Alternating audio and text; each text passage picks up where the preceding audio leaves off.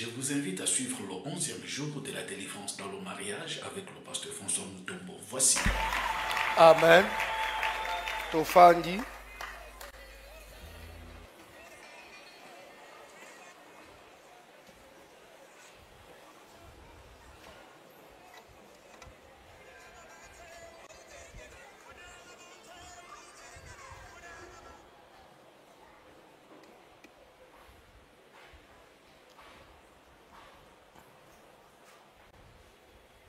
Il y a la sœur qui voulait témoigner là. Est-ce qu'elle est là? Il peut passer. Celle qui a parlé avec moi hier.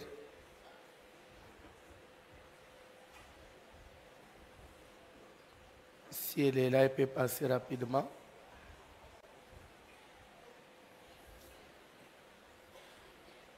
Et dans notre temps, il voulait aussi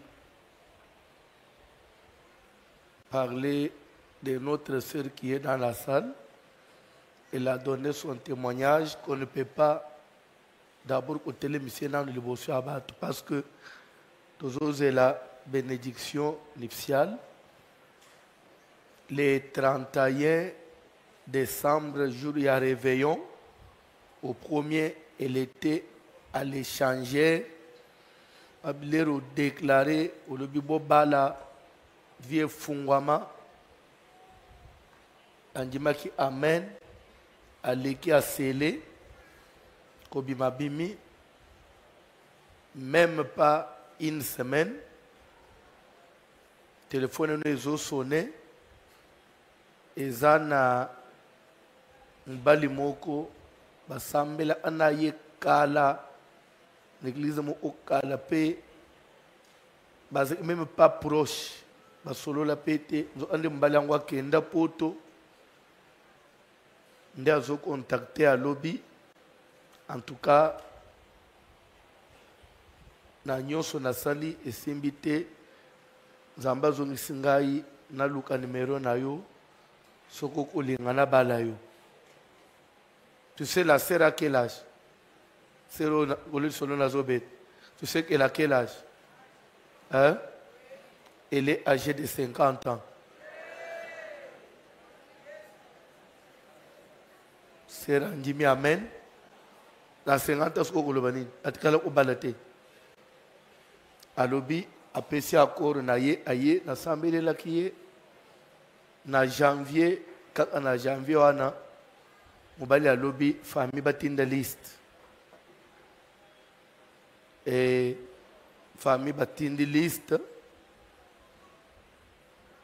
famille ya sere bazala awate bazaka na Luanda sere asombi biloko nyonso famille balobi fo biloko ya kopesa makaka awa na Luanda mobali aye bake Luanda bapesi biloko nyonso tuna tonga. Après azongi na ye donc mariage coutumier c'est dans mois de mars de ba verser biloko nyonso.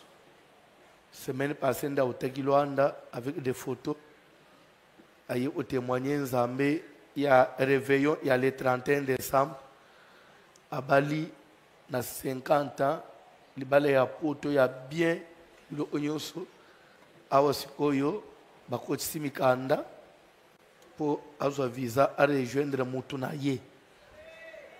Mais yo awa 20 ans, tozo mela maite na obala mu koloni Zambe ya voici le mazo balisa mutuna 50 ans, ba pesi tout pe baka qualité.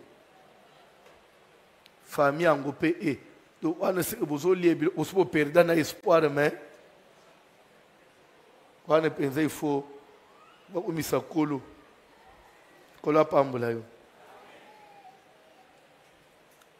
La sœur au mire kweyela ki aboy o témoigner. Tozoleka na liloba na Nzambe. Peut-être n'est pas encore là. Bazo tangela biso siko mukanda na Nzambe.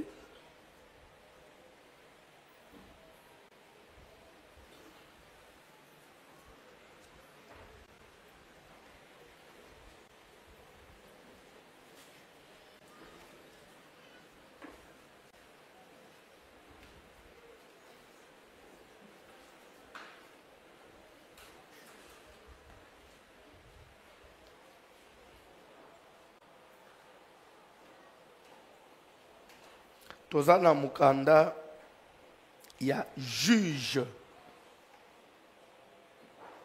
Juge 14 à partir du premier verset.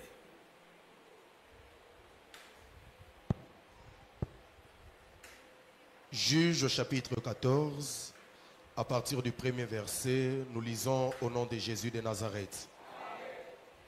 Samson descendit à Timna. Samson a quitté Namboka na Timna. Et il y vit une femme parmi les filles des Philistins. Pe kuna ake komona mwasi na kati ya ba fille ya ba Philistin. Lorsqu'il fut remonté, Na tango mati, il le déclara à son père et à sa mère et dit: nde alobeli tata na ye na mama na ye alobi, je vis à Timna une femme parmi les filles des Philistins. namoni na Timna mwasi aza parmi bana ya ba Philistin. Prenez-la maintenant pour ma femme. Bobalela ngai sikoyo akoma mwasi na ngai. Son père et sa mère lui dirent: Tata na ye na mama na ye bayebisi ye, n'y a-t-il point de femme parmi les filles de tes frères et dans tout notre peuple? ah, Samson, basi basili na kati ya bandeko na biso pe na ekolo na biso mobimba, basi basili Que tu ailles prendre une femme chez les Philistins qui sont incirconcis. eke yo okende kobala mwasi epa ba Philistin bandeko baza ba incirconcis. Et Samson dit à son père: Pe Samson ayebisi tata na ye, prenez-la pour moi, bobalela ngai ye, car elle me plaît. azosepelisa ngai. Son père et sa mère ne savaient pas que cela venait de l'Éternel. Tata na ye na mama na ye bayebaki te ke sentiment wana to orientation wana ya kokende kolinga chez les Philistins eze utamele pa na Nzambe.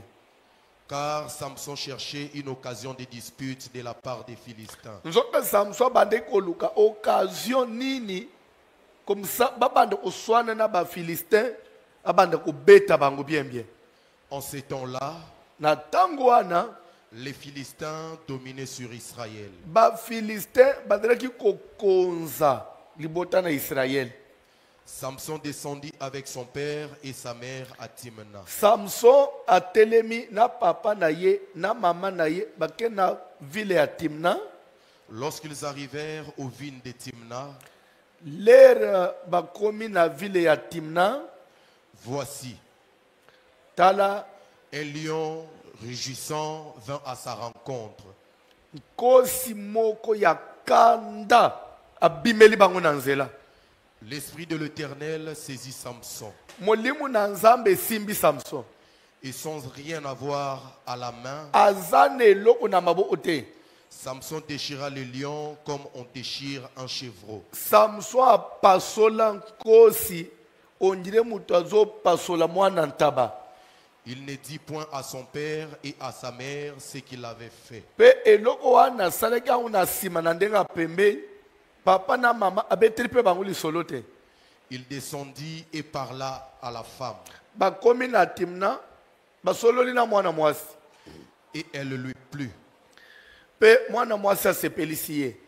Quelque temps après, Nsima na mwa mikolo il se rendit de nouveau à Timna pour la prendre. akei siko na Timna akende siko korekipere mwasi oyo bapesela biloko ya libala. Et se détourna pour voir les cadavres du lion.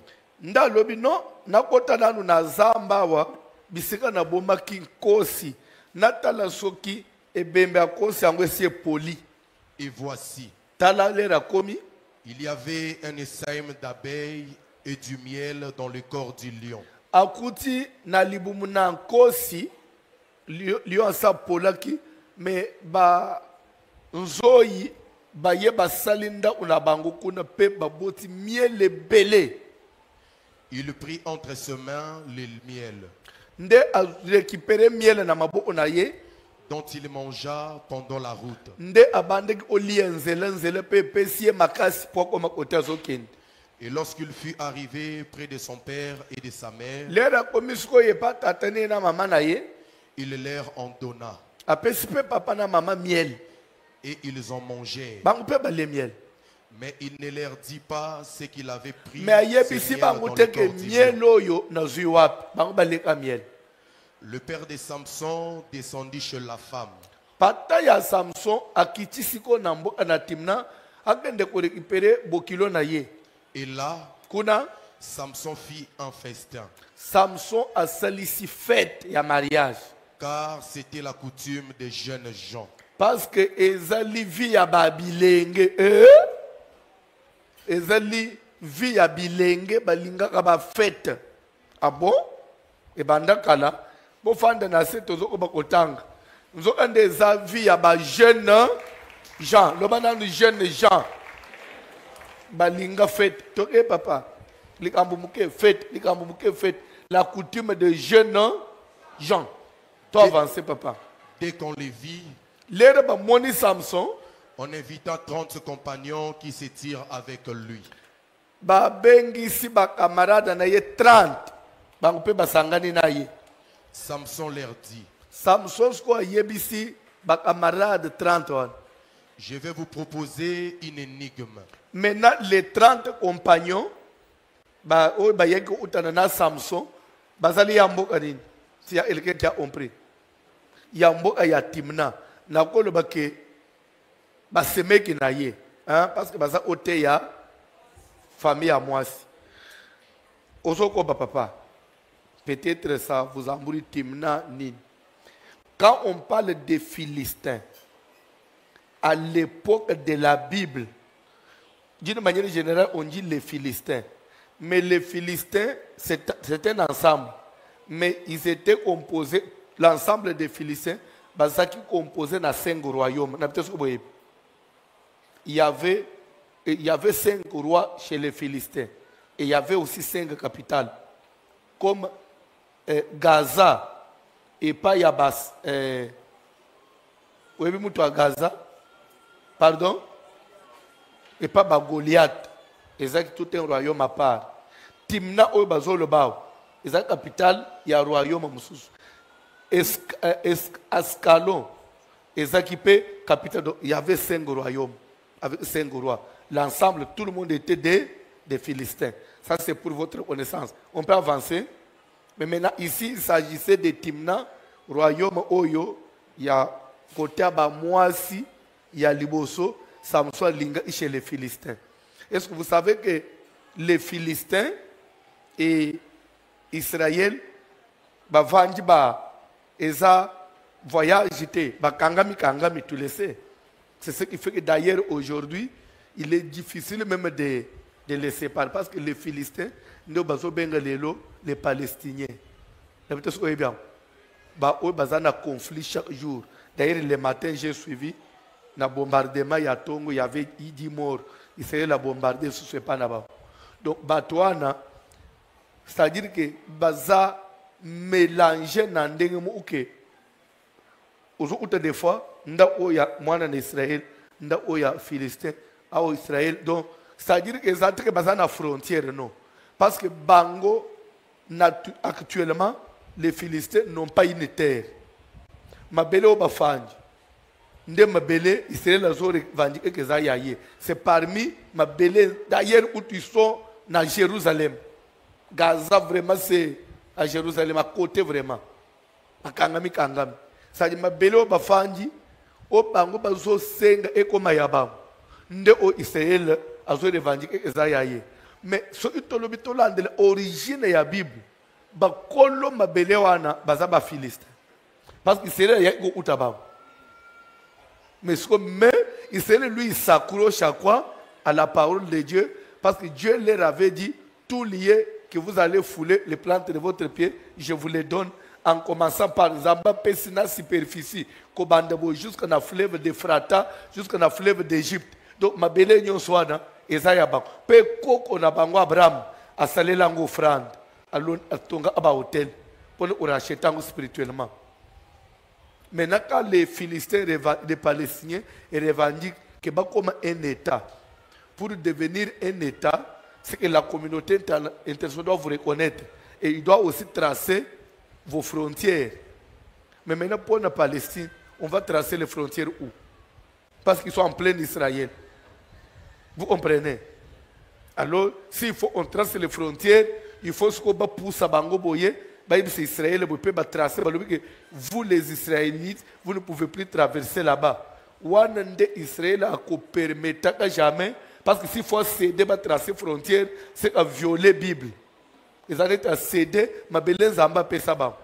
Et c'est pourquoi chaque fois on cherche à ce que, tu vois, même l'Europe, actuellement, l'Europe soutient la Palestine. Et c'est l'Amérique qui s'oppose.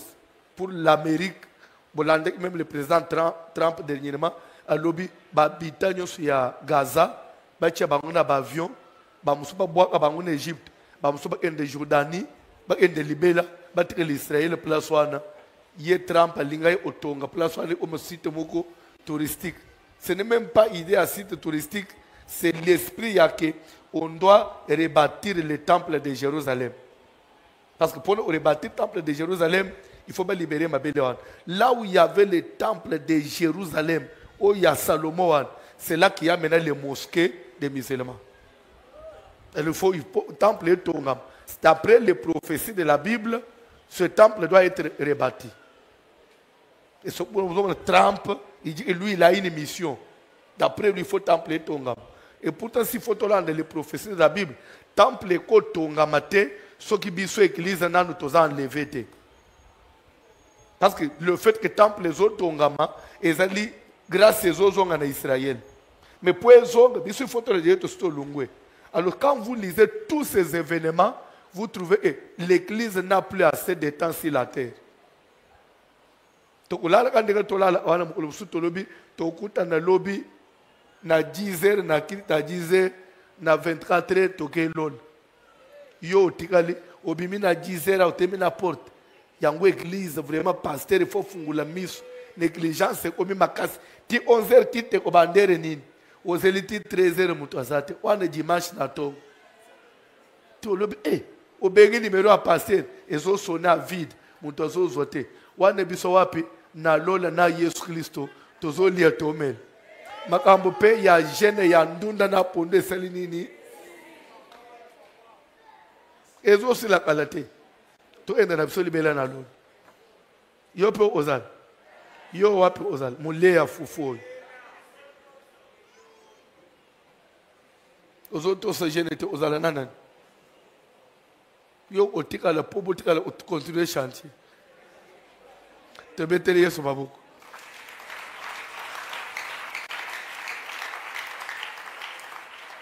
Je crois que vous avez compris quand même l'essentiel.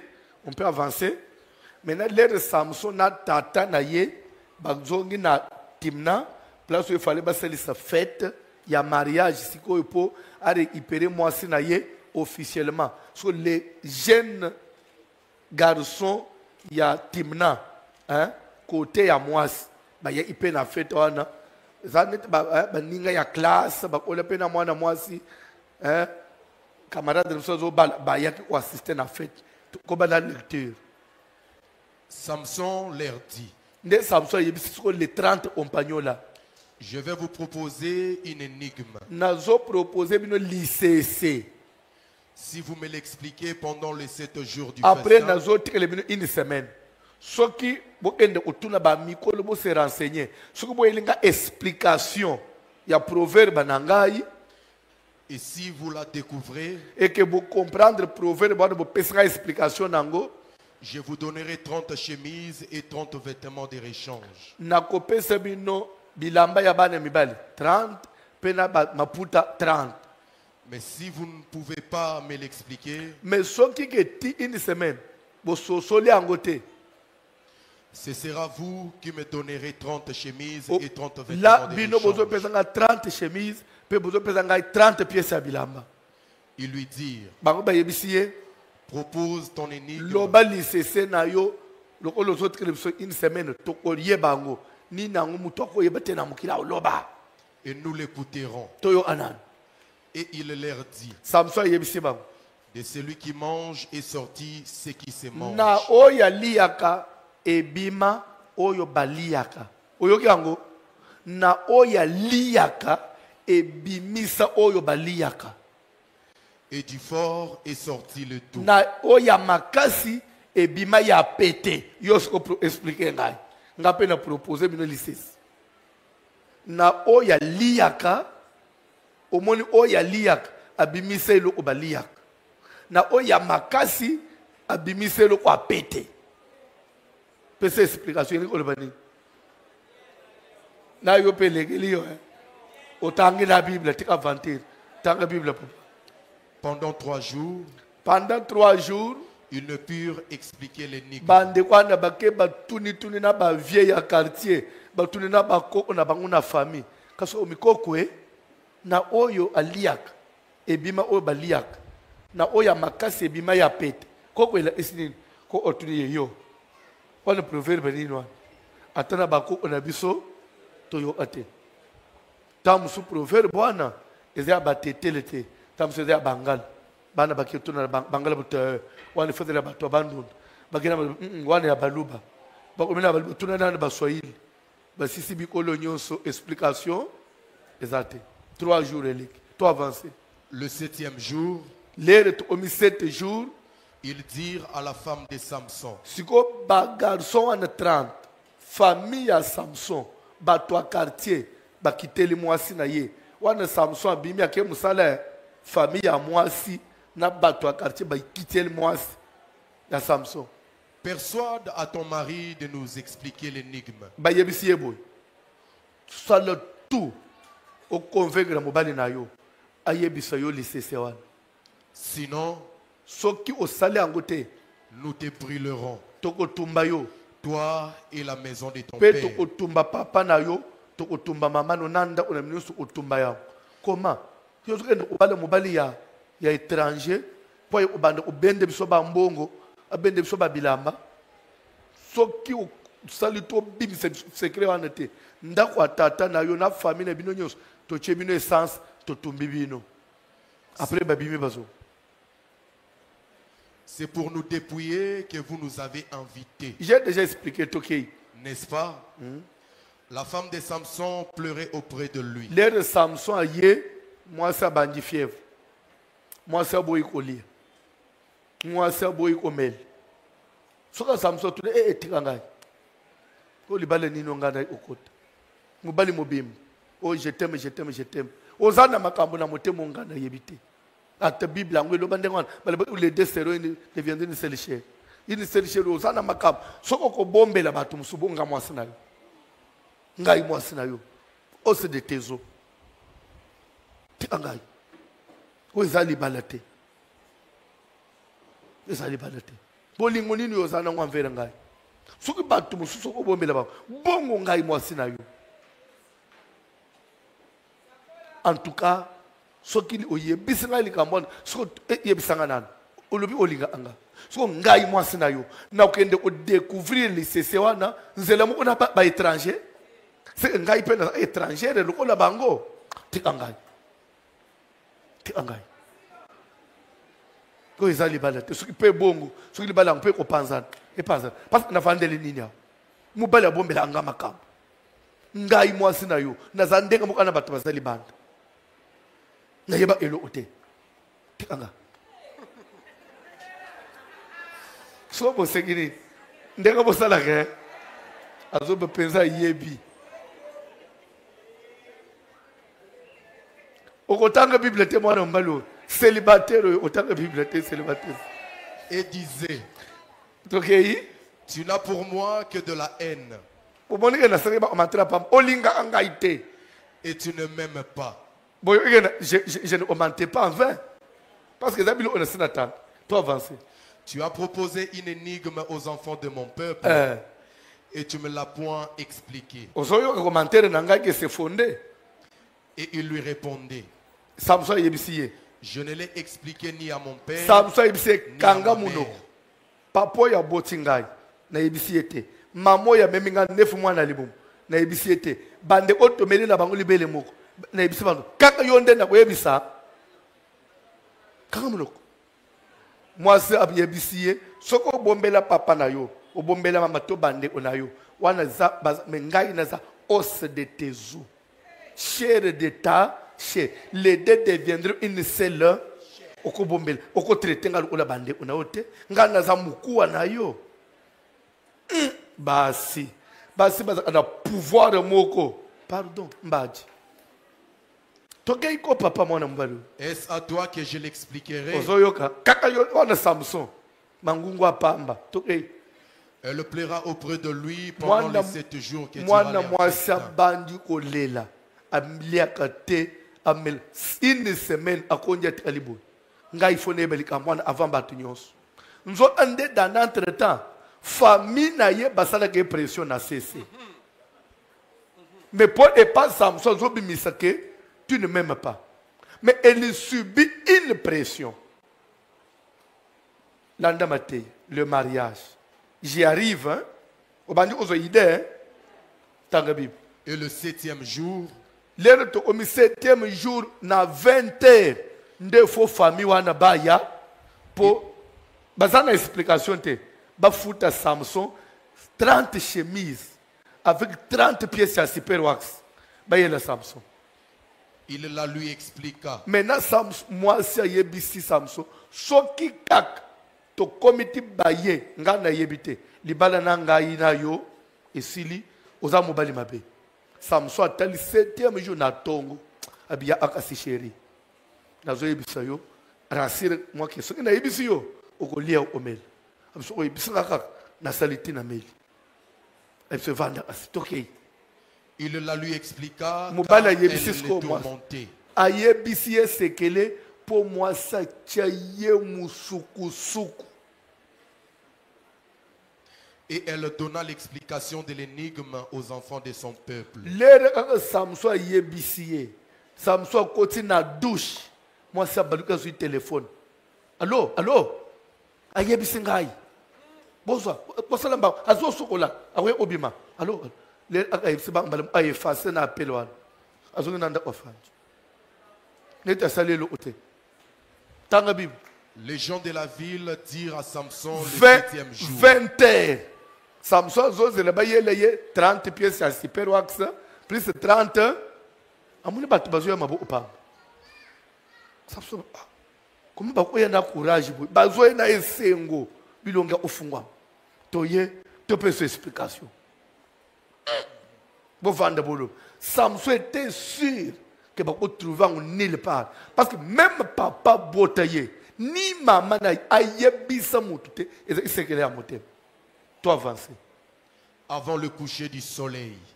Papa tokei. Quoi de plus doux que le miel? Lere bayeka bafandi bayebisi que Samson. Quoi de plus doux que le miel? Ozoba que du plus fort est sorti le plus doux. Elingi olbanin. Le plus fort c'est le lion. Le plus doux c'est le miel. Obama ki lion. Après abotaki miel. Obimisaki miel na libumu na ye. Oliyaki. Ndelo Samson atali même mate précision en go. Bino boye ke na bomaki lion. Lion aboti miel. Tanga Bible. Et quoi de plus fort que les lions? Tanga Bible. Et il leur dit, Samson yebisi ba. si vous n'aviez pas labouré avec ma Alléluia. génisse, J'ai toujours répété parole oyo défalé na prière. Peut-être vous comprenez ate. Simbango bomba.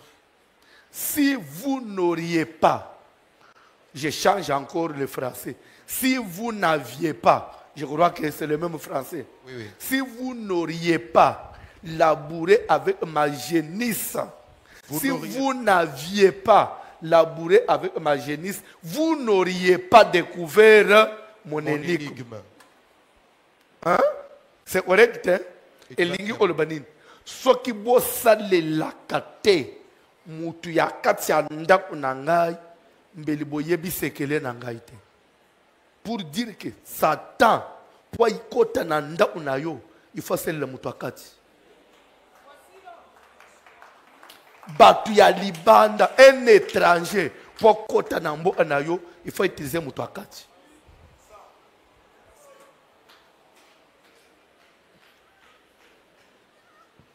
mutu ya libanda po kota na se ya CVH il faut que le mutu akati mutu ya libanda po kota na kati ya kalembelembe assemblée centrale c'est il faut zo fuite ya mutu moko ya kati ndoki ya libanda po lela yo mwana il faut utiliser mutu ya kati anda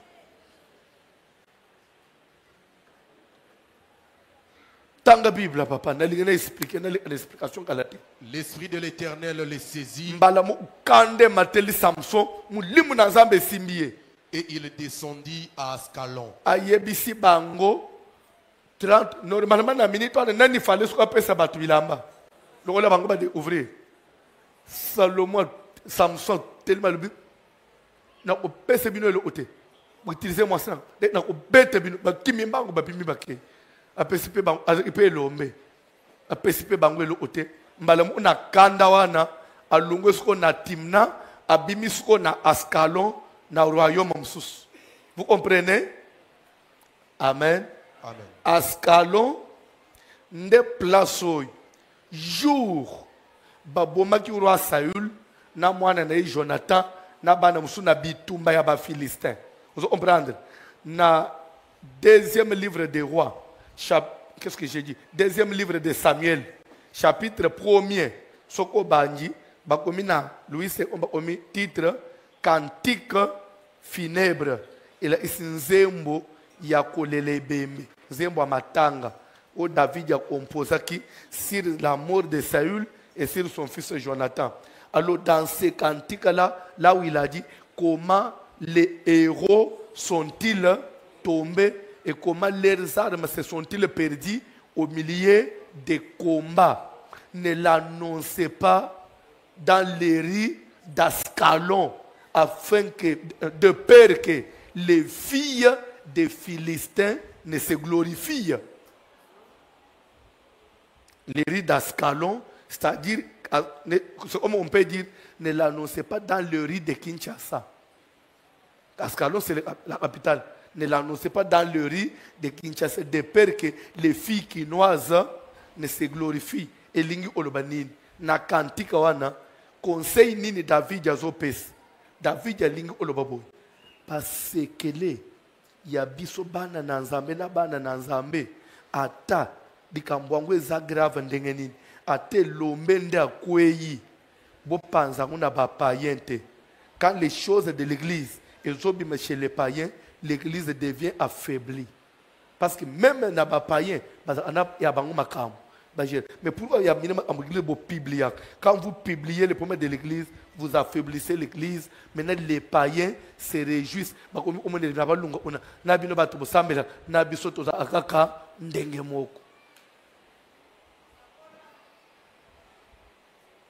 Et c'est pourquoi, si vous vous dites chrétien ou chrétienne, tu es à l'église et que tu prends les scandales de l'église, vous étalez sur la place publique. Lelo ko sala succès bato ba osepela na yo mais tôt ou tard tu les payeras parce qu'il est écrit il est vrai que les scandales arrivent mais malheur à la personne par laquelle le scandale va arriver. Nzambo ya lol mutu nyonso scandaliza bato atana bana kobota bizenge kozanga te akozanga ukunda bana te na vina ye akozanga un jour kokufa liwa ya mabete.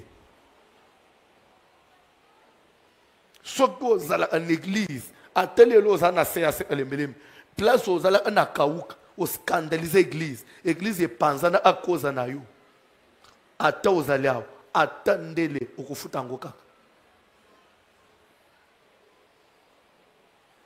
Na moni bovandi kimia ezali mateya na ngai na teyaki période de confinement. Vous vous rappelez?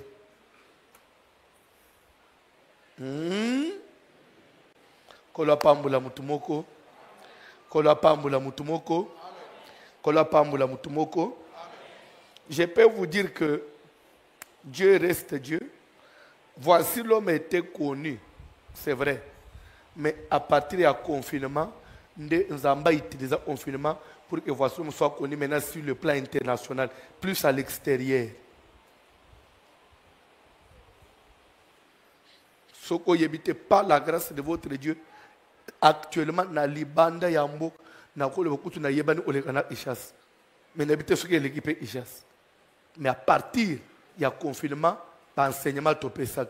Les abats font la porte. D'ici que nous sommes aux Amérique, aux Canada, aux Europe. D'ailleurs, je me souviens, une fois on est avec maman pasteur et ma fille là, à New York, dans un restaurant, à minuit. Tellement que tout tambour est releki. Il faut tout le place à Olié, Toliete, Tobani, na Google, tu trouves un restaurant, Moko, Bangoba Kenda, à 10 minutes, dans Bakanga. Le temps, tu as tout vendre à Bona, Monica, Moutou. Voici l'homme. Le papa, Tozana New York. Na yebi, Malmoka Bandi vidéo. Permets-moi, na salle live. Tozana, voici le papa. Na mon moi, n'a papa. Toi, partout, kak. Au côté na magasin, aux opos, na bilo, au maman, au bétinasme. Aux voici l'homme. Aux hommes, une place, il y a yo qui m'a aucun exil, hein. Ma côté, kayo kak. Le bazako toyo. Et ça, c'est Dieu. Soyez bénis. Soyez bénis. Ça ne vient pas de l'effort d'un homme. La publicité, c'est ça la tête. Quand tombe, et où tu as un effort à monter. Et c'est Dieu qui élève. L'élévation ne vient ni de l'Orient, ni de l'Occident, mais ça vient de l'Éternel.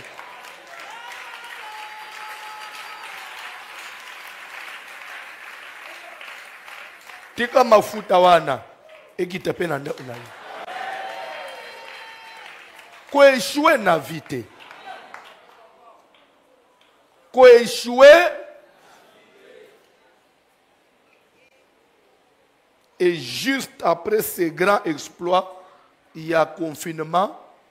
Quand Dieu commence son travail, le diable aussi se lève et dit, je le tue maintenant. Et le Nzambe balonga gayete, on est là. Et on parle de Jésus. Et il continue encore son œuvre. Et pas seulement on est là, c'est assez là. C'est assez.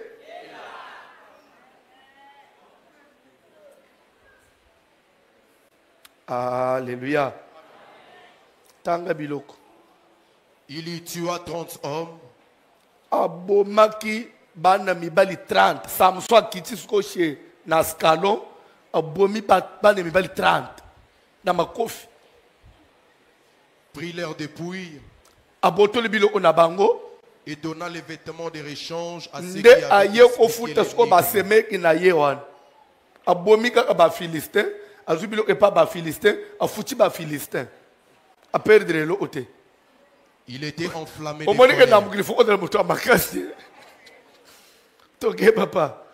Il était enflammé de colère. Et il monta à la maison de son père. Sa femme fut donnée à l'un de ses compagnons. Papa Bokilo a moi soana abalisi na mobali mususu kaka ya ba Philistin na bato ba ya afeta wana papa zui moi se abalisi na camarade ya mwasi ya bato ya Samson avec lequel il était lié. Ozo comprendre. Toi avancer. C'est tout papa. Amen. Alléluia. Donc la suite, je vous épargne un peu, n'a expliqué ce que parce que t'as écrit. Vous y êtes? N'a pas expliqué ce que passage. D'abord, n'a pas bande pour ebisobo. Au moins, mingi yebana et yebana que Samson mutobu misiseye komwe kenda aminge ya Delil. Oui ou non? Mais Delil a dit moi si alibosote, ya ba Philistin Samson abala. Delil a sa première femme te. Ya liboso yeyo. Bakamati babalisi na mobali mususu. Soko tangi suite. L'air soko Samson bimeli papa Bokilo. Où est ma femme? Papa Bokilo ibsieni. Oh, nasina balisi na mobali mususu. Soko lingi zoale inaye. Le ine utaza itoko olekaye. Atu papa tu te joues de moi ou quoi? ngana baleki mutu mususu o kaswana déjà ne sina balisier. Et très bon. La suite je vous épargne. Amen. D'abord et bandele na bisoto enseignement na biso sur le mariage. Tozolo bela sur quel point maintenant? Tozolo bela comment s'engager. Mutu sikoyo olandi matei mariage. Je dois me marier. C'est vrai. Mais pour te marier, il faut un homme, oui ou non? Bien, il faut, si tu es un homme, tu dois te marier avec une femme. Avec qui s'engager? Et comment s'engager? Petit A, avec qui comment s'engager? Petit A, pour ceux qui écrivent. Alléluia. Le chèque d'un mariage ne commence pas à partir de votre partenaire, non. Le vrai chèque dans le mariage, c'est d'abord la famille dans laquelle vous allez entrer. Avant même, il y a autant que la femme a quel état d'âme. Est-ce que c'est une bonne femme ou c'est une mauvaise femme? Papa, kobandana nous moi c'était autant la mobilité. Mituna da luka oyeba, elle est de quelle origine? Elle sort de quelle maison? Elle vient de quelle famille? Nde place ba jeune bazo sale erreur. Nde échec ezana banda obela. Parce que yo zo bala mutu, mais zo lingo yeba te origine na ezani. Bandeko, eloko ebebisaka mutu, ezana nu mutu ye moko te. Na munoko amboka kote nga na uta adaji ya mikolo ezolo bake, nyama oya liyaka lititi, eza oya zana kati ya, nyama oya liyaka lidesu, eza oya zana kati ya lidesu. So omuni lidesu ebebi, se eza na nyama mo waza ina na kati nda bebi si lidesu. Tebeteli Yesu mabuku.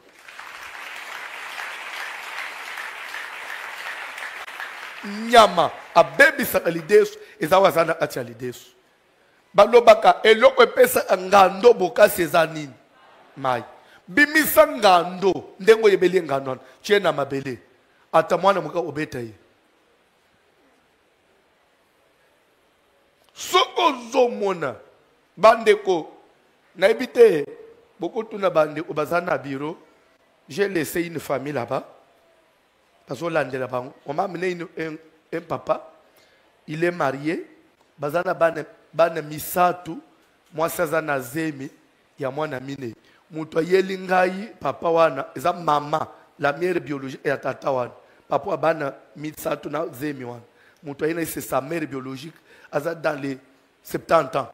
Ndayena mwana, voici le m'a fait quelque chose. So mubali azolo bate, bientôt 1 mois. Papa normal, azolo bate bientôt 1 mois. Azolo bate nini, moi sina ye muto abeti abambie loko. Bazé ko soana, moi sa bambie loko, mubali akwei nase, a perdre connaissance. So lere moi, bazana atkati abutu. Lere moi si amone ye grave, abani osopele mai, azo pupul. Mama, bazo vanda, baza bakangamina epana bango. Mama na bango telema ayo agi makelele bazo soana, ayaki mema calmer bango, ko bande 22h. Ti a maîtriser bango te mama siliki, mama ke uzwa la police na butu. Lea na ba police mobala yo non. Mama moi sinanga za na zemi, tika biso mo otoyokani, bakanga etaza na zemi, lokolo boyokani. Nazana ye problème te bola. Mama ke babandi sumakelele. Bazo soana, mama zoyo. Ti vers ba 3h kimia. Mama c'est que balali toni. Mama lubite. Mama mukolo mutemezo simbate. Abina yebi ndenga babundaka. Bakobunda une semaine babundaka. Et dans tout ça, kobundawana nana beta kamuninga c'est la femme. Soko yoko utamwasa matele mubali azocha manza. Non, ce n'est pas que mubali aza makasite. Mubali ako na osimba yete pozana zemi. Na omemanga mute, il se laisse faire. Mubali aza mbinga, mais il se laisse faire. Maintenant la femme azo mubali azana ba cicatrices automobile. Maintenant la famille de l'homme ne supporte pas ça. Amen. Nde mama lubite. Kimia boy. Mama ye alubi papa na yuche ti na litoi na fenêtre ya chambre. Kaka, mouvement, utozo sopa mai. Abi papa, appelle ça imi na dala boy. Na muni mwana na bandi ko beta na porte. Azo boy o fungula. Na zo na mituta mbodi bu porte kwei. Mama mukolo na ota na uchumwana na ngana se. Azo na bimili bandalo pa na belelo sekuro se. Batu bala mukwana baye to memi mwana na hospital. Kokota to omina mwana hospital mwana sali AVC. Akoti koma côté gauche lembi kana ilo abeta kiyewana. Tobonji lere abimi na AVC akomi baba. Aza asala abasini wo. Bakteiti bakoti tidi CNPP, basali ba scanner, basali nyonso, bazo monelo ote et l'homme ne parle plus. Nde mama yelinga lobi papa za na biro ona tibango papa beke. Mama zo bisangai. Le to langi mate ya libal. Tu n'as pas voici l'homme. Maintenant, la femme, même l'air mobile qui est à l'hôpital, a sali 1 mois. Moi, si on a au maman ban, n'andenga babi a commis à l'hôpital était, a tout ne peut être comment à l'hôpital. A qui était pas tout ni a tout autour de que comment. Bah ce mec n'a pas qu'elle autour de on le baille penanda. A tout autour de le bon likuna. Aza les azo lamba azo ya sama amnai. Nde mama lobiler to bimi na hôpital mobali ayebisi mama na bango mama bina mema mobali epa na nga mobali bi jamais na misa pika na basinye wana ngaka ke pa na ngai mama lobi na moni moyente pardon na ke tika na moi sango akanga yo nani na tikiye kuna ndenda ke osignale na la police ke na tikiye lisusu wana bobeta ka moi tour ba oboma ye lisusu abilere famille a moi si ba yo ibonge na ke famille à moi si bakiti malgré pas wana mwana nanga zolo bate ba fingi biso bakaneli biso bazwi biloko anda na mwana na bango bakei azai pa na bango akipe mobali te so mama zo matana mobali azo itana mobali le mariage.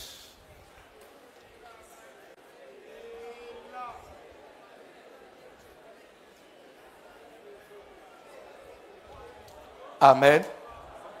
Amen. Alléluia. Alléluia. Kola pambula bin. Bolanda kola pambula bin. Ma balle. Je crois, je vous ai dit hier soir. Vous avez vu la photo qu'on a publiée de notre sœur qui est morte là. Qui a balaki une église na pambula ilibalao. Elle travaillait ici, n'a pas précisé, service à Zalaki. La sœur là, à Balao. Mobali, à Libanda Mboka. Mobali, ce qu'il fallait, c'est la démarche. Moi, c'est à l'anda. Moi, c'est à comment il y a un mot, moi, il y a un mot exact. Et à partir de là, moi, ça y a à découvrir d'après. Je dis bien d'après les informations. Parce que je suis maintenant avec la famille biologique de la femme. Ils m'ont contacté. Je suis sur les dossiers.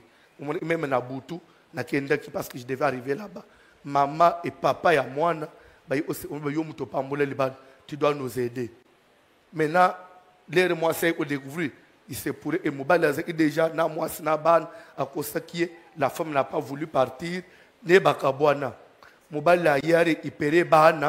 Moi, ça a résisté. Peut-être pour se défendre, et la femme est tombée. Le mari est parti. 2 jours après, le voisin n'a pas l'église. Il y a la porte. Moi, c'est attendant. 2 jours, l'été, mélité, maman a saigné. Il y a récupéré bango, l'état va à l'hôpital, la femme est morte. Je vous épargne d'autres détails dans l'hypothèque carte parce que la famille, je crois que papa toujours l'andela sur les dossiers. Ça fait mal parce que maman, maman a mon colo. Aza koko ozala consolé. Et la fille est partie trop jeune à cause du mariage. loba nanu libala. Libala ezalaka lisumu te. Notez bien. Libala ezalaka mabete. Mutu akele libala, il n'est pas bon que l'homme, pour dire que d'après Nzambe, pour mutu azala bien mariage. Mais libala otoza nangolelo, bolande bien makamnazo te. Libala otoza nangolelo, eza libala onzamba kela na jardin d'Eden te. Libala otoza nangolelo, eza libala oyo ya nyoka asakosi bango. Nyoka asakosi bango. Zolande. Parce que l'air nyoka ya kosi Ève. Ève lembo ma memeli Adam. Dans Zamba tuni. Adam, où es-tu? Nana eu réaction. La femme que tu avais mise. Ah bon? Et l'ungwe ozala chair de ma chair, os de mes os. Où t'as tuni? Qui t'a dit que c'est l'os de tes os? Oh, la révélation yon soit. Et donc on a dit que l'homme était content. Oui ou non? Mais l'air de ma camboué bébé. Et l'ungwe chair de ma chair bébé. Parce que moi, je suis ipembe ni nanga. Ah bon? En d'autres termes, moi, mobile a zongi c'est le béré pana. Et pas ça. Ce qui y a un ayete. Mais le makambo yo, na vanda na jardin, mvula na mvula, na sola anabanyam. Au monde ngana simba zete na wan. Toujours na le problème. Oyeo, il n'est pas bon. On l'a laissé là. Kakayo, au pasori. Après, on l'a mis là. Ngapé na monde. Les autres n'ont pas où été. C'est là que le malheur a commencé. Autrement que le mariage vient de Dieu, mais le mariage a été déjà visité par Satan. Libala outi na nzambe, mais libala Satan assis à kota. Et ça lokola et l'homme virus c'est kota. Tozali obligé ya kobenda matoi ya mutu nyonso. Comment on dirait, mais il veut dire quoi? Le mariage c'est une bénédiction. Parce que sans le mariage, il n'y a pas des enfants, il n'y a pas la reproduction. Mais quel mariage? Le diable qui connaît la valeur du mariage, la valeur que Dieu apporte, accorde au mariage, le diable a visité le mariage depuis le jardin d'Éden. Et c'est pourquoi il faut moi signo sozo linga obal. Mubali nyo sozo ende opolam. Ayeba. Ndenga nazo kenda. Ça peut être Dieu, tout comme ça peut être Satan. Soko tangi 1 Corinthiens, rapidement, chapitre 7, à partir du premier verset. 1 Corinthiens, pour ceux qui concernent les choses au sujet desquelles vous m'avez écrit. Je pense qu'il n'est pas bon pour l'homme de toucher aux femmes, même pour une femme de ne pas toucher, de ne pas être touché par les hommes, toutefois pour éviter l'impudicité, que chaque homme ait sa femme et que chaque femme ait son mari. Que le mari rende à sa femme ce qu'il lui doit. Ok. Et que la femme agisse de même envers son mari. La femme n'a pas autorité sur son corps, ni le mari. Mais c'est le mari et pareillement. Le mari n'a pas autorité sur son propre corps. C'est sa femme. Mais c'est la femme. Ne vous privez point l'un de l'autre. Si ce n'est d'un commun accord pour un temps, afin de vaquer à la prière, puis retourner ensemble, de peur que Satan, Satan, de peur que qui? Satan. Paul prévient aux mariés que même dans la chambre, même quand vous vivez, vous allez dans le salon, il y a Dieu, il y a Satan dans le mariage. Nanda kunyo somoni to fanda ka nzamba zala pe Satan moindre bozana maboko Satan akoyina maboko Satan ya banguli ba les a visité na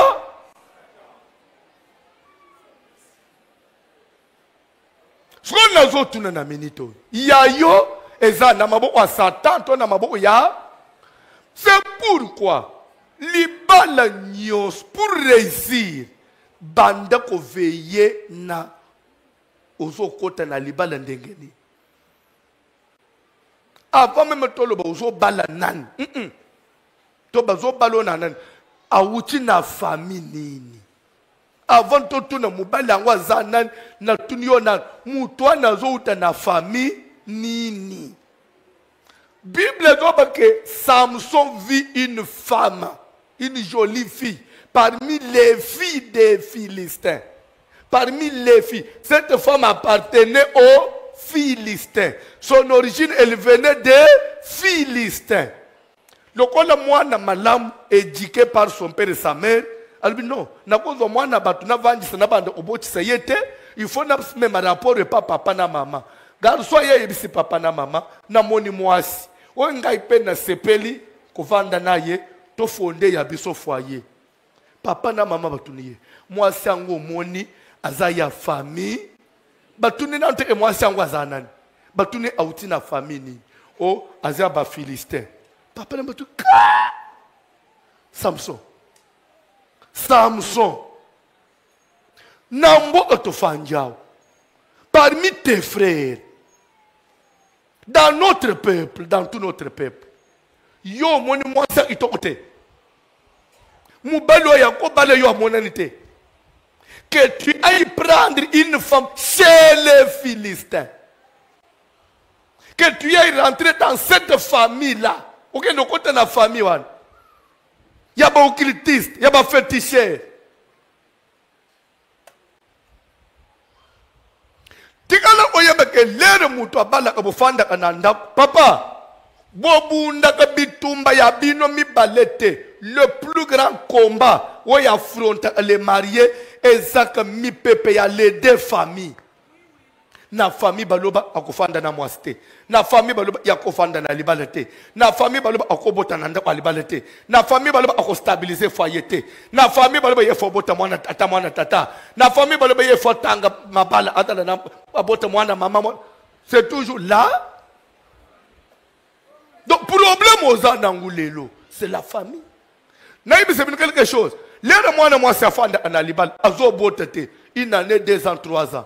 Utuna soko banan tuna ba para makambo zandengeni na uchuko bengi sa famille moko papa na mama d'ailleurs bato bamone d'ailleurs papa a une antenne militaire na tuniye papa il y a les problèmes yango yebisanga qu'est-ce qui se passe pourquoi tozongi wapi na vangi na mobali na mwasi na moni problème te après tozongi wapi na bengi famille ya mwasi après na bengi famille ya mobali au moins que tozongi la famille.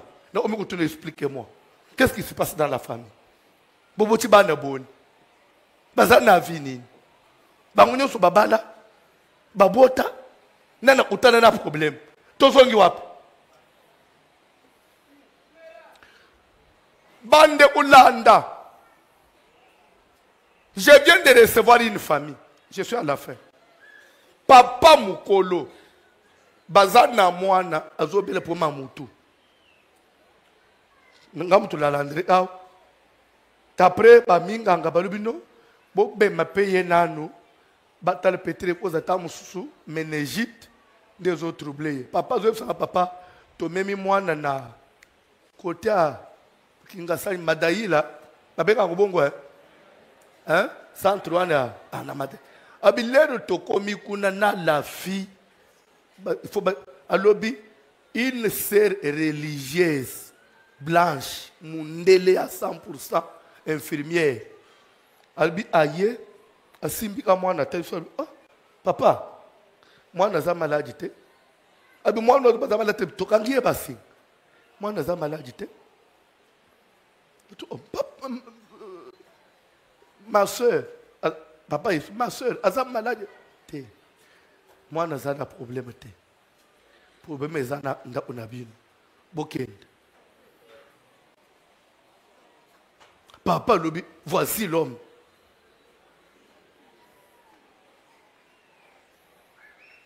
Nathalie Lukolo Nathalie. Mundale bozonga. Bozonyo olanzo to amwana pam. Le premier c'est à la maison. Ndenga to fanjao. Liwo zokuf. C'est la famille. Ce qui boboti ban n'a pas eu problème. Rentrer dans votre famille.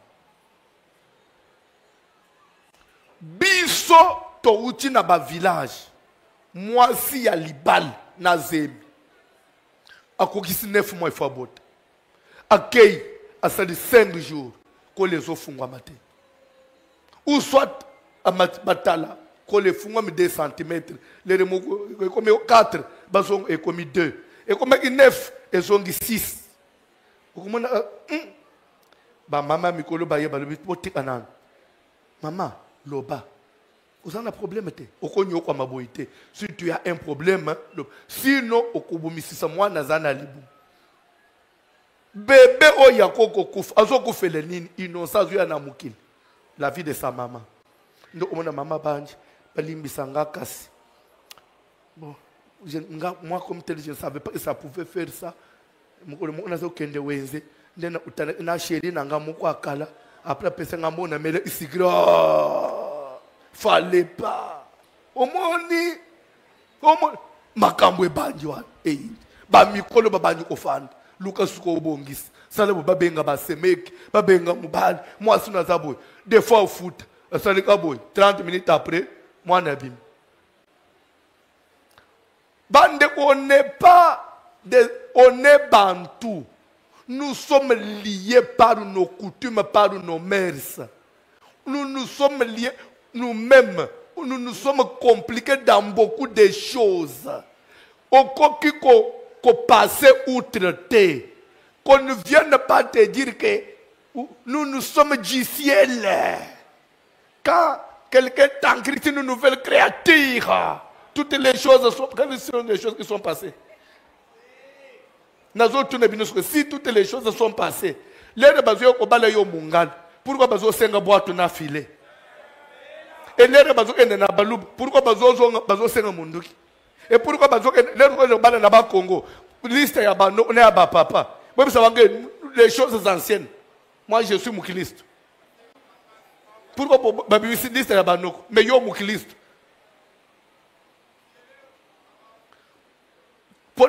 Pono kusukisa bino bango moko bayuda bakolo nzambe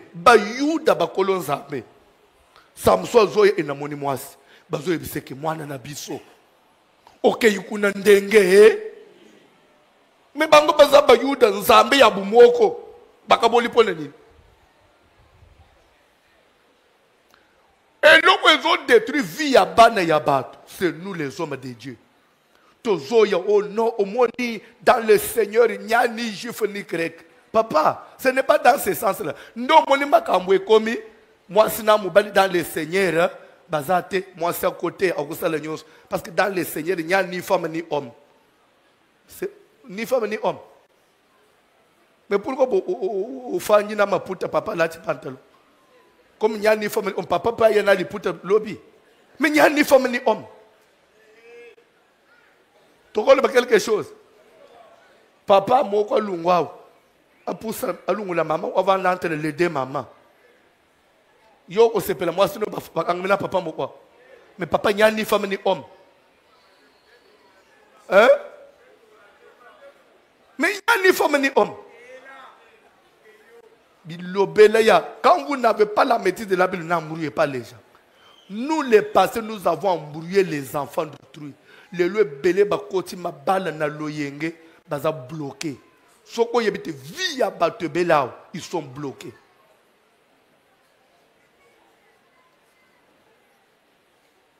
C'est une femme qui vient me voir. Moubalité. Il me dit papa. Ngai nazana nda walibal. Papa makambo nazo so mobali na ngai yebite. Nazo linga pa yebate.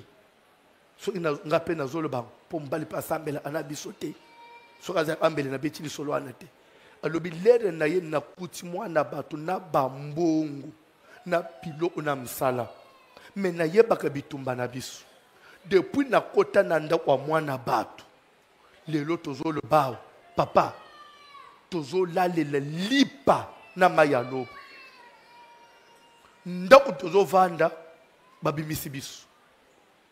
Alors, des fois, moi, je ne sais pas si je vais na tonga che mutu na sebo. Na tuni ye ni. Ngai depuis na banda vina na mona oite. Men ngai so na mateya na landa na bomi mwana bato. Mais mwana ibisa yeke ezangai ezate. Ce qui parle bien kende na ukende wa. Elle pas facile de me faire quelque chose. Moi na bato okufa. Elle est consciente qu'elle a apporté le malheur. Bible dit que qui trouve une femme qui trouve le mariage. Maintenant je te pose la question. Libalo yokot et même bonheur te comme et même malheur. Ninga bali sepela, ninga bali. Libala, ya okota. Mateye silito ko balobi. Bayembe kantik. Ça kantik. Papa, prie pour moi. Baninga langa nyosu babali na tikaninga moko papa na ko kananga sute. Prie pour moi. Ya kana prier pour na yo. Kula baninga nyosu babali o tikali yo moko. Bon, hôtel mathématique est silite. Nous allons danser au rythme des mariés. Alléluia. Cantique. Bon, mon papa dit, vous l'avez vu?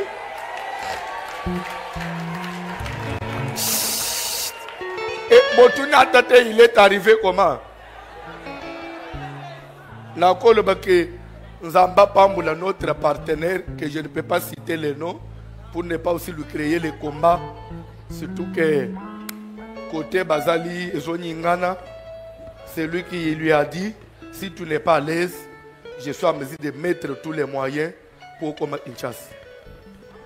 Oui, et il a tout fait à commissaire à l'aise. Quand vous l'argent répond à tout, hein. L'argent répond à tout. L'argent répond à tout. Il a mis ses moyens. Aïe sain et sauf. Mon écoute ça na moi mabundi. Koto bisotozo siengeti. Za utmitungisa. Boni mwana batozo bimba. Na bapake ole ananga mutu na nakin. Oh. Zamba se ase. Zamba mafuta. Zamba se ase. Zambe ya. Telema libala. Bon, papa fiancé nanga alinga ko 5 lettres. Azaya famille.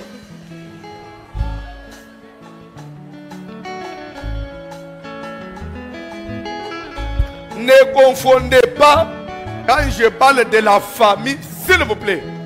Vous les Quinois, je vous connais très bien, vous les Congolais. Quand je parle de la famille, Natangi Bikolote. Je n'ai pas parlé de Bikol. Et déjà, Naïbisa Kebin. Namabale Tokolo Bateke, Balaka Kamuluba, Balaka Moussoïli, Balaka Moutete le nom.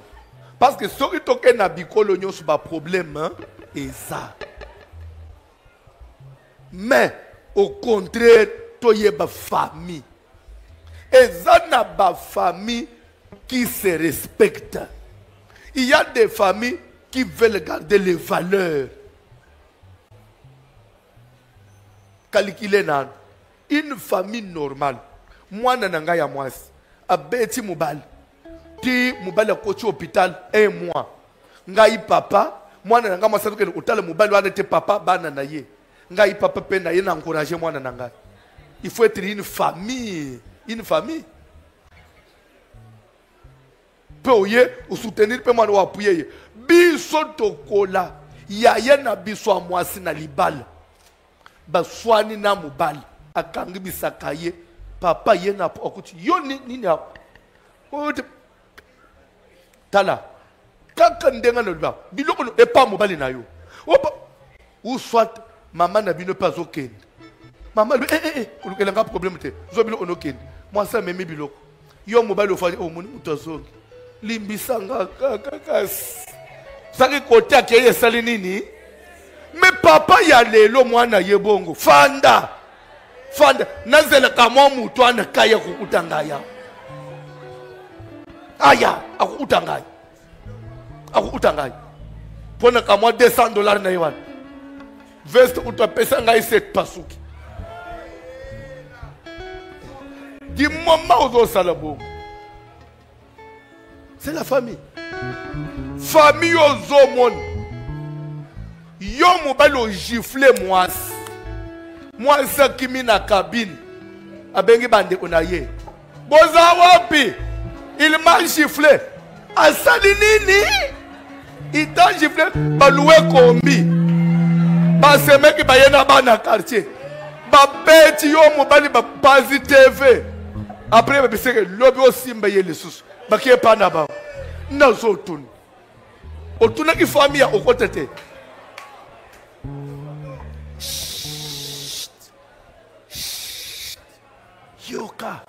yoka atape toboyi koloba bikolo mususu pe edepandaka oyebilele bayebisanga ke abete mwana na biso après ye ozopupula ozosupela ye mai naso anatulima mwana mwasi yango aza ekolo lera lobi anabia il fallait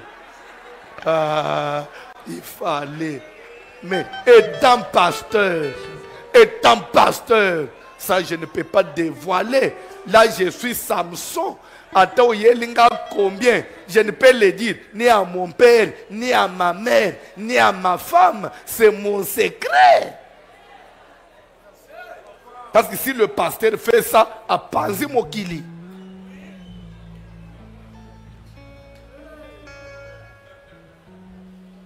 Et dans ma famille, sur les rios, on se côte. Awa, n'a pas de problème. Il faut ne piquer. Et zana batu baswanaka chaque jour. Chaque 20 minutes après, baso sec. 30 minutes après, on s'en a bêta. Oye bite que tana ba maman le parc babi misaka ba locataire mususu. Garantie na bino yango ye. Bokende bo futaka bien. Mais na evangeli na bino na boyi leta ay okanga le pango na ngai. Bobima. Webi bilo onete. Mais bato bazo bundo. Po ba ko matina nda kwa na ensemble. Balingana ite. Baloko mena ba SMS c'était. Tu es où? Tu me manques, I miss you. Cantique. Mais les rabbins commis ensemble, I miss you et salinini.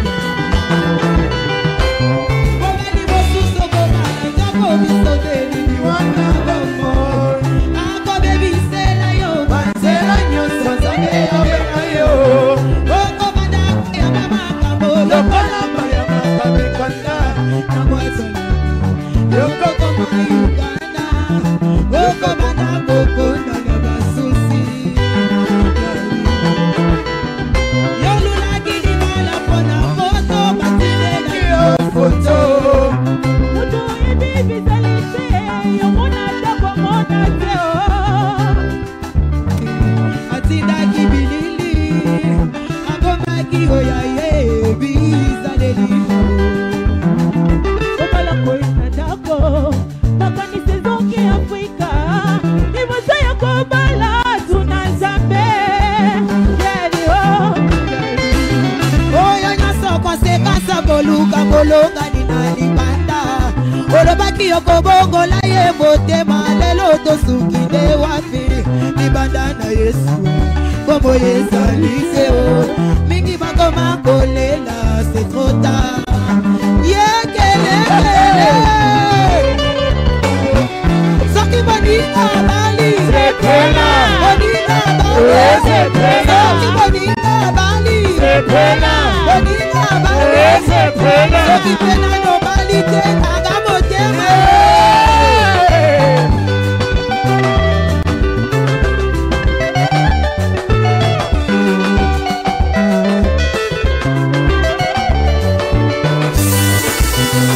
nakati webi mbona nini nakati nabaleki nzela bateme voici le maobini nakati baseki telema likolo to prier Mateyo oyo Nzambe Mateyo oyo Nzambe o divorce pe o moyen o divorce ezate libala ngo pe simba moyen pe simba mais finalement Nzambe lingi nini okufa ya otelema o nini Nzambe webi ndeko moko azobisa ngai lero tei ke divorce te bande kushe nazo yamba batu mikolo nanga mulemo na vanyi nazo seka ebizame ngambu nini na luki azobisa ngai bi prier na osele mikolo pasteur akufa kaka nazala lipo na biseke umuni Nzambe basana iti okoso oliye ya ufa yonde ukufa abi jamais ngada kufa tende ukufa na tule sambela makasi abi pasteur so akufi je suis délivré. Oui, tu seras délivré. Ok, c'est le sujet maintenant. Non, c'est le naba offrande. Ah, yango ba offrande, vous avez un tapis rouge. Et ça ba offrande, papa, vous avez un tapis offrande. Vous avez un tapis moi si akende. Akende. Na moni passe. Feu! Nanu na expliqué passage au bien te. Toko bande langolobi. Souci n'engageons sola. Samson n'était pas à son premier forfait. Samson était pas l'ingandumba chez les Philistins. Azokuta ne pena baku, mais azonga kakaka chez les Philistins. Azozope enseignement. Mais l'air de la Bible, pourquoi moi ne me bats au boy? Bible car cela venait, c'est-à-dire que ça avait une cause spirituelle. Il y a des gens banano bazana komba bitumba ya yo papa et qui tile kolo ban des causes spirituelles. Yango bana bazo kutanakana mibali ya mabe. Ça vient d'où? Cela peut-être provient de ta famille. Donc Samson, il y avait une force spirituelle et orientée. Il est orienté que vers les Philistins, les femmes, les filles des Philistins. Tu es orienté que vers les sorcières. Ce que vous vivez dans mon après, des fois même maintenant nous sommes jeunes. Papa. Ce qui au fond les mis koboya koyoka ya Samson na basi aba Philistins asuka wapi miso ya olongoli. Nde place Satan azo ende na bana na. N'a besoin de la prière, ma sœur. Vous trouvez cela de la blague? Je vous ai dit, Nzambe na lo le témoin. Bandeko, et ça séminaire te na fanyi na zopesa na lali. Je me vois en train d'enseigner dans les assemblées. La même nuit là na loti na te na 3 assemblées talabat. Temenine délivrance dans le mariage. Ne tout nous en tu veux quoi? Après dédicace, dans le thème nazo pesayo. Parle sur le mariage. Et façon nazo endenango, jamais na terre na modèle. Ce Dieu là, il nous oriente. Ozo échouer na vie ponani. Yo moko so échouer. Bana no bazo emboîter le olodo ponani. Ozwi lokolo ya mama na bino pone. Ozwi lokolo ya papa na bino pone na mariage. Ozo sa la prière. Force nyonso spirituelle diabolique. Oyo ezali derrière. Oyo ezali na kati ya famille. Ezotindika nga na baerere. Nakota na ba famille ya mabe. Omoneka tofanya omata okita yo kota na famille ya mabe. Oyo bien ou bien. Tu peux faire semblant mo kota na famille ya mabe. Muto akoki ko intervenir nyake nzambe. Muto amukila kukatangu te. Kaka Yesu Kristo mukolo liloboy. Soka tindi liloba. C'est capable de faire cette solution. Lele pa na nzambe. Bele la moto. Nano banite yebisa nzambe papa. Na salaire na opon option ya classe. Na salaire na pone itam session ya mabe. Mais na mariage te. Papa na mariage te. Na se trompe mboka ya ofanda na poto. Mais libala te. Oso bali o salaire yebisa nzambe papa. Les réparateurs de brèches. Nyake yo. Batoyo basomba eloko a constaté que eloko neza na défaut de fabrication bazonga ana usine. C'est toi l'usine ya mariage. J'ai échoué. Na ina le bala nange pana. Papa telema. Force nini spirituelle. Ezo le lisanga lelo. To sambele na omona Jésus. Sambela.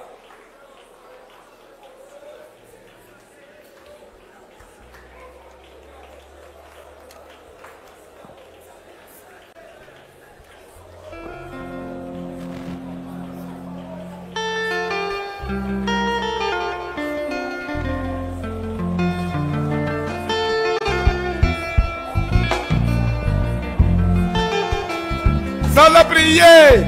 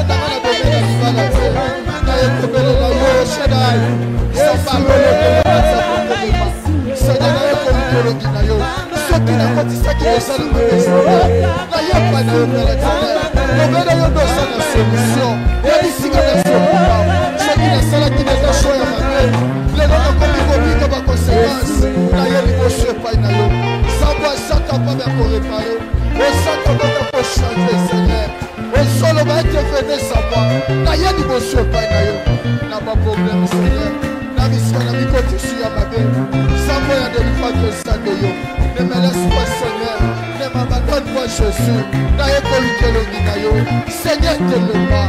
Papa, yakendenge na bikoti sui na mabe esutela ngai boye vi mobimba nakobaka butu akolela nakolela yawe soki osuki te elombe soki osuki te na kokende wapi jésus telema yawe na ye kotelemisa yo na kopa lelo le dieu de voisilo seigneur soko peut-être keka na yoka mateya oyo esa te mpona demere na réalité sambo ya délivrance le dieu de la maison de dieu papa telema likolo bomonaka sambo tolekasi ya kotelema yawe na ye kolukelo na yo yawe suka yawe telema seigneur jésus papa telema likolo bomonaka seigneur natombe na place ya mabe seigneur kopesa ndela ndenge na yeshua yawe kopesa ndela ndenge na kota na place ya mabe sambo telema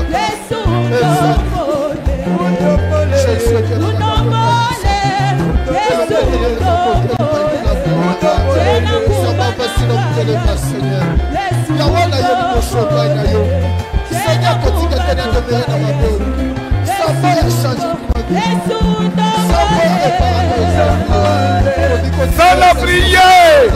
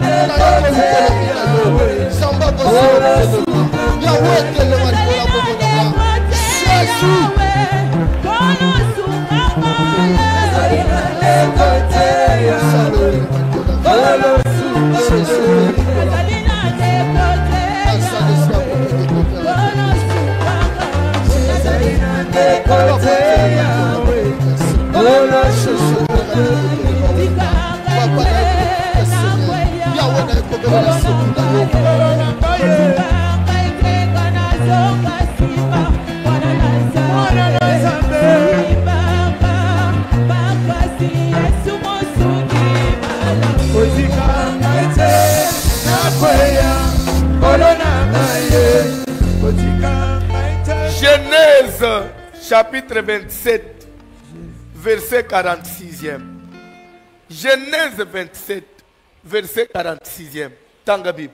Rebecca dit à Isaac. Rebecca azolba na Isaac mubali na ye, papa bana na ye.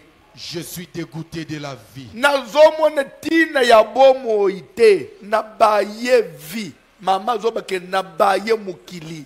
Nazomona tina su ya kuvivre pona ngaye Rebecca te. Mbale tun o, mwasi danga. Pona nini? Tokei.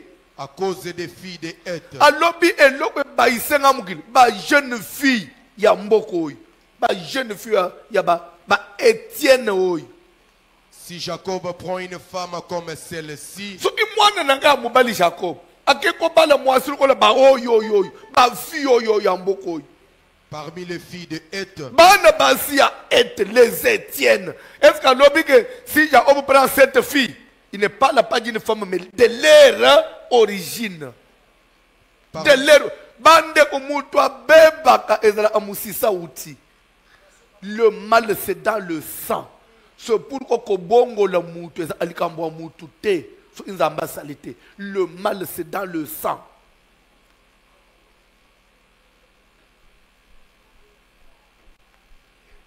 Dans la Bible, si Jacob prend une fille comme celle-ci là au pluriel, le rôle ba oyo ya tokei. Parmi les filles de Heth, bana basi ya Heth.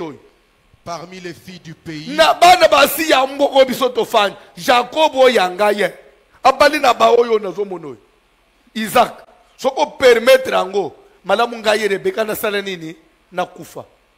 À quoi me sert la vie? Nazomone tina so ya yo papa opesinzela mwana no amobali abali bana basi oyo ngai mama bobo bokundanga nazomone tina nazala na bomo ite. Les parents bazo veiller ola mabala ya bana mais ba parents ya lele zanini ezanzele yemo oponi mais celui qui va souffrir c'est toi. Parce que paye à monter. Les parents n'ont plus le temps. Il y a quoi dire que ban. Les parents n'ont plus le temps. Ola isamoana que nzelo ke yezamabe. Nga inde okonyokola. Rebecca s'est imposée à côté de Moubali na chambre. Moubali a mona kalisusta sa kola miswe kuf. Ma lobi oza papa. Lobali loba. Mwana na ngai akobala ba fille mboko ite. Akokota na famille wana te. Je connais bien cette famille, c'est une mauvaise famille. Parce qu'en éducation, moi, je ne sais pas. Maman ya Moubali na ye, c'est une mauvaise femme. To sala na ye na fonction publique, moi, je ne sais pas moi na été. Voilà comment ba parent normal. Ah, bana basi balingani, biso tokolo banini, bana ya lelo. Tu ne sais pas la Bible les anines. Toute écriture est inspirée, utile pour enseignement. Nini ce qu'on a tiré dans le passage. Enseignement nini au tiré dans Genèse 27-46. Pour enseigner, pour corriger, pour convaincre. Peut-être vous êtes sur un choix. Vous êtes déjà engagé sur un chemin, mais un chemin de perdition. Il est grand temps de se ressaisir. Il est grand temps de décommander choix na yohan. Matteo yé pas maté. A tous en anzelem ozo bomba na una sa motem. Il est grand temps de décommander. Je ne sais pas pourquoi Matteo est en attente.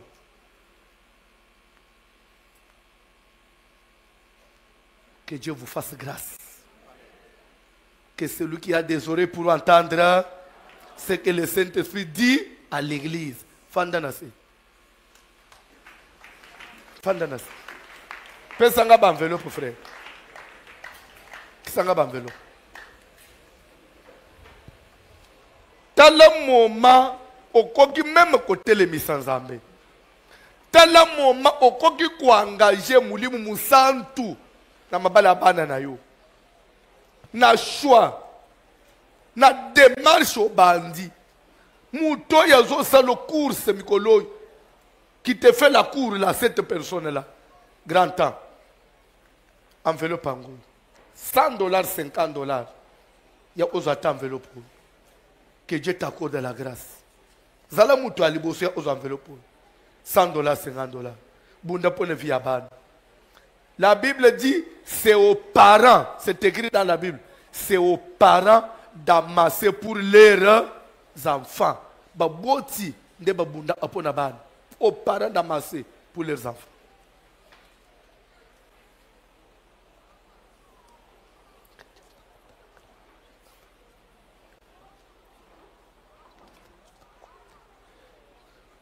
$100, $50. Ata enveloppe ya kozwa, zwa engagement, okofuta, lobi okofuta. Bande utoza ina bango na butu, na banza mama na biso mo asekisa ibiso awo. Alobi ka enveloppe azo iya butu eza 40e enveloppe. Abi passer na zana mbongo teme. So oteye siminga nazozwa kaka. Abi on nazozwa eza 10e. Mais, en tout cas, je vous jure devant Dieu, c'est une maman correcte. L'air ya okufuta, azwa na nyonso 10, pe na monta. Donc azwa ka komaka. Monta, omona ye nangu 10. Papa, oh ya mate boy, oh ya mate apesi nyonso. Zamba pa mulaye. Eza neti yote. Yozo oke ubwaki. Au kamacha enveloppe ya église au engagement au komi au melango ba verset au angana comme au melango ba verset l'église au tient la Bible mususu na boutique ende au sel ba calcul que banayo c'est une enveloppe sacrée que au tient ba calcul ba savon monganga na sucre na miliki ko bel que ba anayo les lots qui combien 40 chemises, 13 euros, il y a ban. L'enveloppe à l'église. $50 pour ça, $30, $20 pour ça.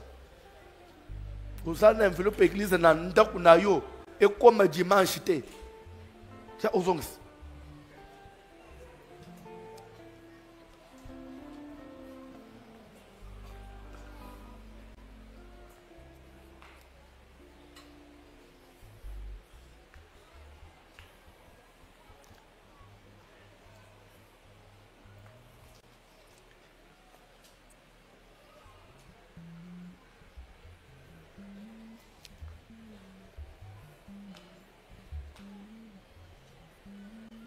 bana na nzambe baza est-ce que bana na nzambe baza eza na papa na bisomo amwana église awa babe bana na mwasi akende ya tikal ça fait plus de 6 mois des fois ce que notre tourné à papa ça il faut oublier c'est une page tournée les lona vandi na munika mutozo otolokola soso beteli mvula afanja lubi papa bon na ye tolandi matei ah papa c'est vrai muto obo melibale te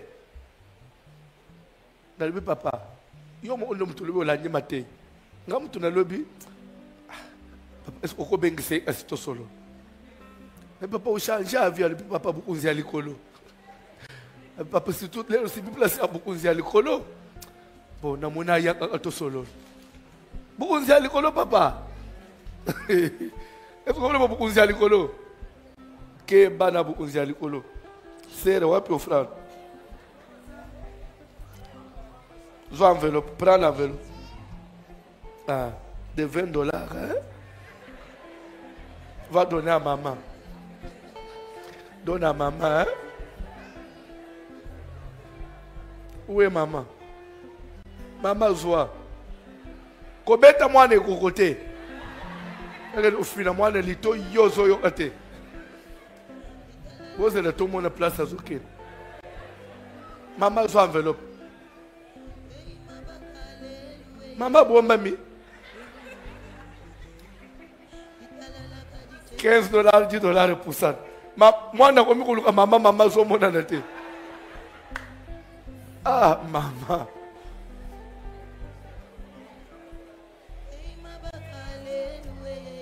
$15, $10 pour ça.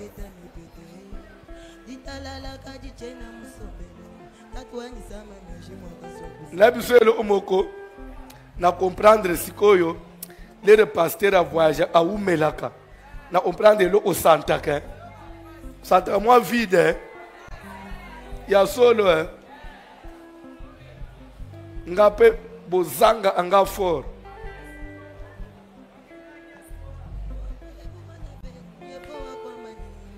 $15, $10, 30 000 francs 30 000 francs 20 000 25 000 15 000 $5 pour ça.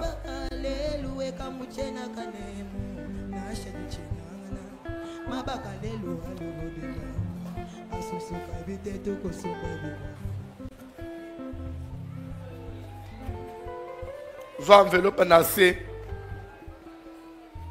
Tu as enveloppe nassé.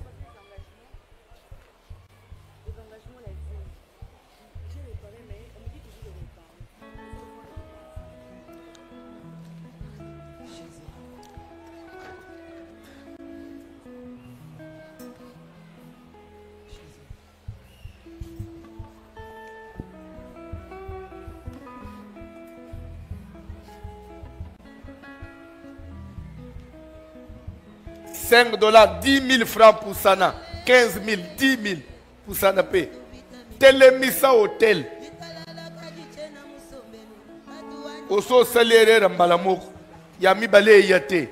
Ozoni matamenete.